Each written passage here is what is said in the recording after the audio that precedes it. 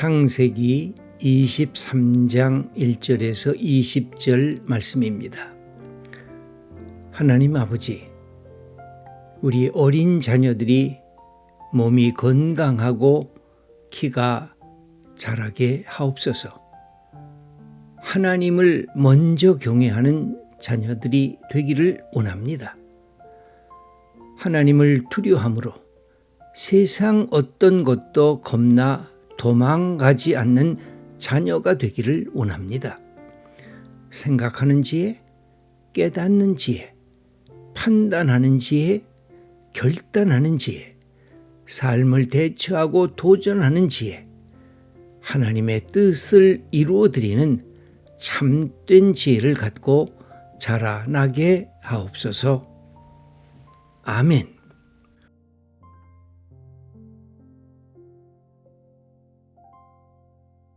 이 사라를 그래서 아브라함을 믿음의 조상이라고 말한 것처럼 사라를 믿는 자의 어머니로 하나님께서 세우셨습니다. 마음이 착하고 믿음도 기다림도 그러면서 인내하고 모든 일들을 아브라함과 함께 했었던 그런 여인이었습니다. 127세를 살았지만 그러나 한 가지 아쉬웠던 것은 그가 아브라함보다 10살이나 적었지만 아브라함이 먼저 죽은 것이 아니라 사라가 먼저 죽게 된 것입니다. 이 사라가 죽게 된 이 모습을 보면서 아브라함은 어떻게 태도를 취했을까요? 그 2절의 말씀을 읽어보겠습니다. 사라가 가나안 땅 헤브론 곧 기럇 아르바에서 죽음에 아브라함이 들어가서 사라를 위하여 슬퍼하며 애통하다가 그렇게 되어 있습니다. 이 아브라함이 사라를 위해서 슬퍼했다. 여기 그 슬퍼하는 말이 2번 반복되고 있습니다. 슬퍼했다는 것은 애곡하며 가슴을 치면서 아파했다는 뜻입니다. 애통했다는 것은 그 슬픔이 너무 커서 눈물을 쏟아냈다라는 그런 뜻입니다. 그래서 영어 성경을 보니까 mourn이라고 하는 단어와 weep over 그런 단어를 쓰고 있습니다. 그러니까 가슴을 치며 울고 그러면서 눈물을 흘렸다고 하는 애정과 애도의 표현인 것입니다. 아브라함의 충실한 반려자로 그렇게 살아갔던 그런 여인이었습니다. 여기 보면 아브라함이 이 아내를 위해서 슬피 우는 그 모습을 보게 됩니다. 여러분, 우리가 태어날 때 우리가 울고 우리 주위 사람들은 기뻐하지 않았습니까? 근데 우리가 죽게 될 때 누군가가 우리를 위하여 슬퍼할 것입니다. 참 좋은 사람이었는데, 참 소중한 사람이었는데, 우리 주위에 내가 이 세상을 떠날 때 슬퍼하지 않는다고 하면 잘 죽었다, 저놈 잘 갔다, 그렇다고 하면 우리의 삶이 얼마나 그 잘못된 삶을 살았겠습니까?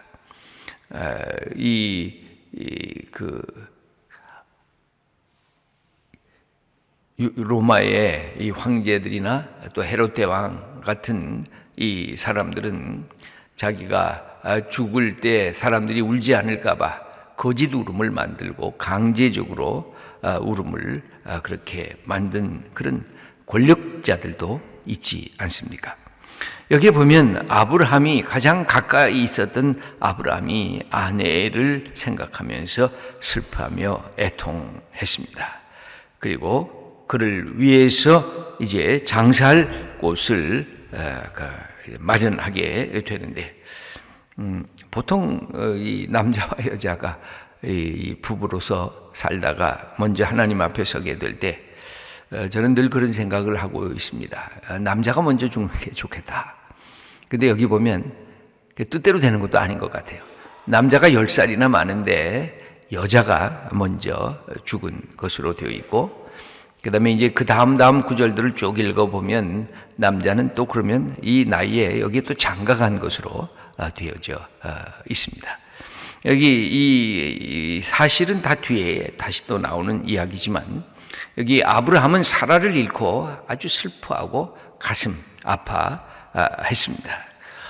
이것은 우리에게 이 삶에서 소중한 사람이 먼저 떠날 때 슬퍼하고 아파하는 것은 이게 당연지사입니다.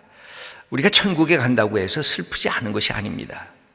여러분, 우리가 다시 부활의 자리에 들어간다고 해서 내 사랑하는 사람이 떠나갈 때 그것 때문에 금방 위로받는 것도 사실은 아닙니다. 사랑하는 사람이 먼저 떠나게 되면 아파해야 되는 게 사실이고요. 슬픔을 계속 우리가 표현하는 것이 좋은 것입니다. 그 슬픔이 너무 오래 가는 것은 문제가 됩니다. 왜냐하면 슬픔을 어느 순간에는 멈춰서야 되기 때문에 그렇습니다. 슬픔으로 내 인생을 살아가는 것은 옳지 않기 때문에 그렇습니다. 그러나 내 가슴에 울고 싶은 것, 아픈 것, 답답한 것을 다 토해내는 것은 옳은 것입니다. 여기에 아브라함은 그렇게 슬퍼서 애통하고 눈물을 흘렸습니다. 그러나 그것이 이 문제 해결은 아니라고 여겼습니다. 여러분, 우리 이 신앙은 늘 그런 거예요. 죽음을 애통하지만 그러나 죽음은 죽음으로 맡겨야 되는 것입니다. 다른 뜻이 아니라 죽음은 죽음으로 맡기고 살아있는 자는 다시 생명으로 나가야 하는 것이 기독교 신앙입니다. 그래서 여러분, 이 서구 전통에서 보면 살아있을 때는 모든 수단을 동원해서 그 사람을 살리려고 합니다. 그런데 그렇게 살리려고 했던 사람도 일단 죽지 않습니까?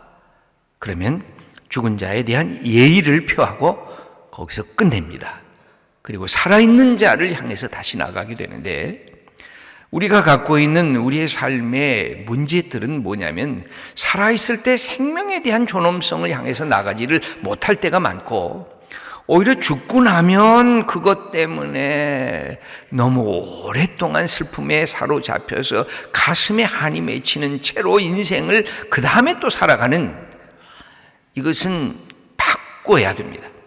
생명이 붙어있는 한 모든 정성, 모든 사랑, 모든 것들을 투여하고 그 속에 생명을 살리는 일들을 해야 되지만, 그러나 죽음에로 들어가면 그것은 하나님께 딱 맡기는 훈련을 우리가 해야 됩니다. 그리고 하나님은 살아있는 자의 하나님인 것을 다시 해야 되겠어. 여기서 이렇게 슬피 울다가 아브라함은 이것은 아니구나, 내가 내 아내의 이 시신을 보관할 이 장소를 마련해야 되겠구나 하는 생각을 갖고 3절 4절을 읽어보겠습니다. 그 시신 앞에서 일어나 나가서 헷족속에게 말하여 이르되, 나는 당신들 중에 나그네요 거류하는 자이니 당신들 중에서 내게 매장할 소유주를 주어 내가 나의 죽은 자를 내 앞에서 내어다가 장사하게 하시오. 어떻게 보면 이 아브라함은 나그네입니다. 지금 자기의 땅이 하나도 없다고도 할 수가 있습니다. 남의 땅에 들어가서 목초지에서 지금 여러 가지 일들을 하고 있는데, 이렇게 돼서는 안 되겠구나. 하나님이 이 땅을 내게 주신다고 했는데 이 땅에 대한 것을 내가 갖고 있는 지금의 재산으로 이것을 내가 받아야 되겠구나 하면서 이곳을 하나님이 주신 약속의 땅으로 받아야 되겠구나 하면서, 여기 이 모든 상황을 보면 여긴 하나님이 직접 개입한 것으로 나와 있지를 않고, 그 아브라함이 하나님의 주신 일들, 지혜와 총명과 자기가 갖고 있는 재능과 자기의 재물, 이 모든 것들을 이용해서 하나님의 뜻을 그냥 한 걸음 한 걸음 이루어 나가는 것입니다.